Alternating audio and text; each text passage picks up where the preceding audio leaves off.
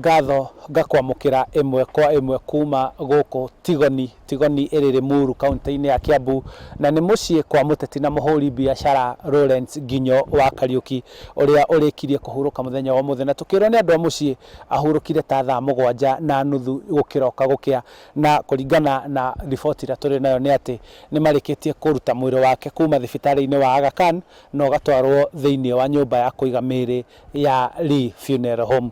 Ni tunyitanire na murio wake uria marakoretwo makinyitanira nake kwa ihinda rinene murimu-ini wake kana ona guku mucii na maundu-ini make ma kibiashara guku mucii. My father ni arwarire, ne murwaru ni acokire akoretwo agithumburwo ni mwiri gwa kahinda, na ni mwiri wa ni kidneys na ni arathiaga dialysis. Riu kwi December ni athire check up Ruraya, agicoka mweri wa 28th of December, no mweri imwe January ni acokire akihotwo ni mwiri na akiadmitwo thiini wa Aga Khan Hospital. Ne Aga Khan Hospital ndagitari ni wageririe kumuthondeka, na kwi wiki ya gatatu thiini wa January ni ekirwo operation, na operation niyo ndiari huthu, ni lastire kindu 6 hours, na kumanagia hindi iyo ni akoretwo agistruggle na mwiri na kurikava, tondu riu ni akiritwo breathing machine, na hindi ria breathing machine cirarutirwo ni athondekirwo haha uguo getha hote kuhihia, no gwikinya last week ni aronekire ni arathie akihotagwo ni mwiri na akihuruka ira utuku.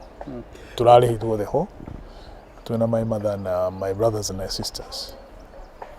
Hihi kwa ihinda riri kuri na mubango wothe muikarite thi wa kwambiriria mutaratara wa kuhurukia muthe?